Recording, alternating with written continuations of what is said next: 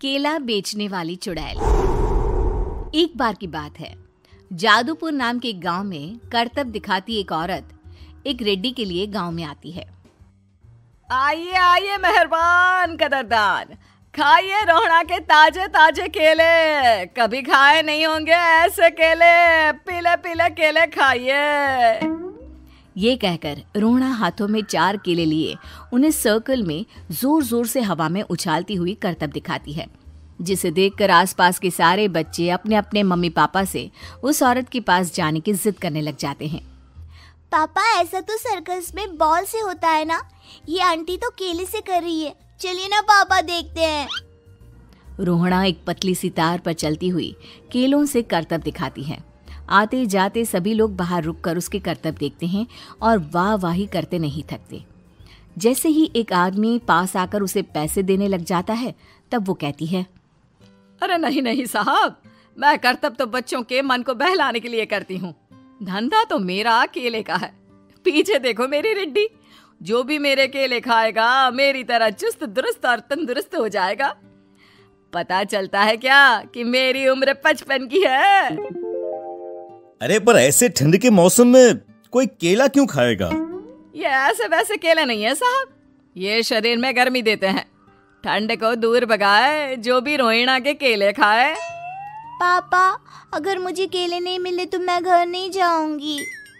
तभी उसके पापा कहते हैं कि बेटा, केले ठंड में कभी गर्मी नहीं देते। ये सब कहने की बातें हैं, सामान बेचने का तरीका है इनका। पर पिंकी नहीं मानती। मैं केले खाऊंगी।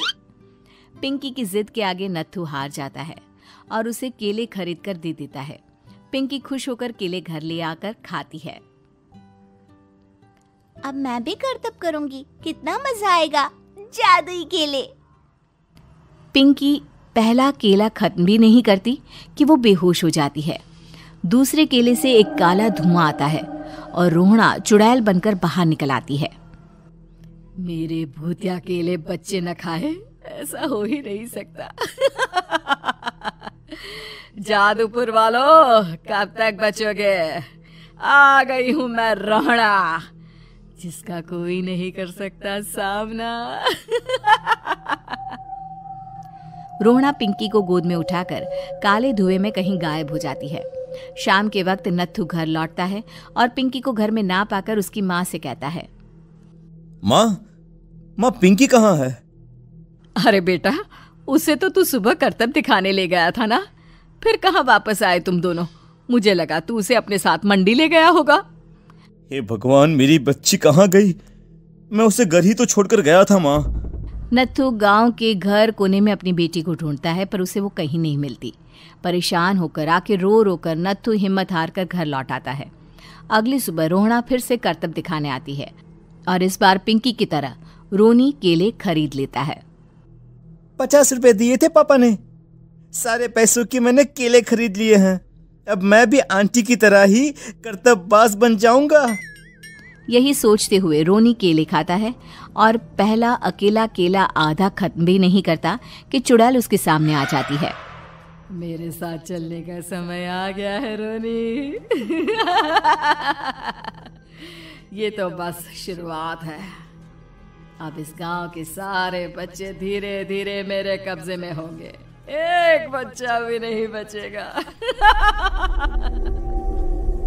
ये कहकर रोना रोनी को गोद में लेकर काले धुएं में अदृश्य हो जाती है। इसके बाद हर रोज गांव में से कोई ना कोई बच्चा गायब होता, पर ऐसा क्यों हो रहा है किसी को भी समझ में नहीं आ पा रहा था। रोज की तरह अपनी बेटी पिंकी की तलाश में नत्थू गांव के एक तालाब के पास बैठा रो रहा था। कहाँ गई मेरी पिंकी? शकुंतला के जाने के बाद एक वही तो मेरा सहारा थी।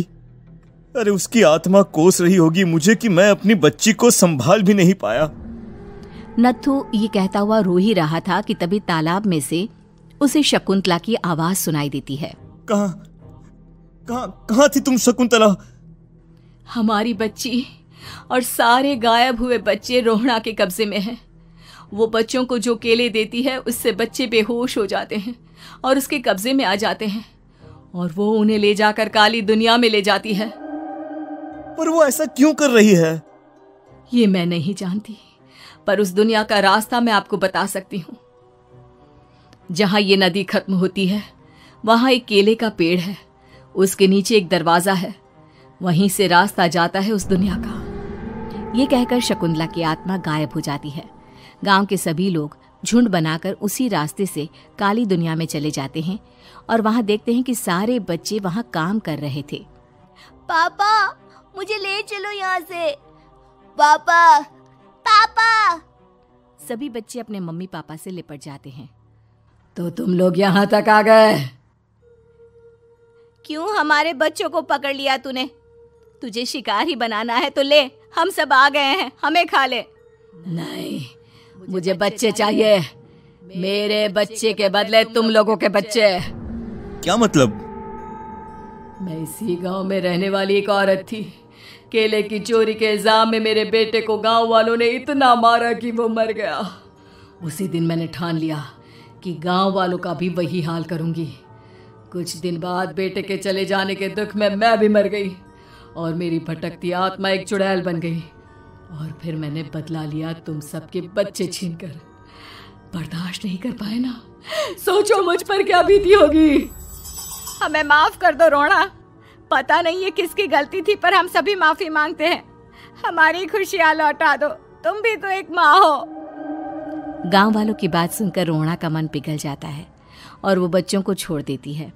उसके बाद काली दुनिया बच्चों के लिए जादुई दुनिया बन जाती है। अब कोई भी कभी भी वहां आ जा सकता था।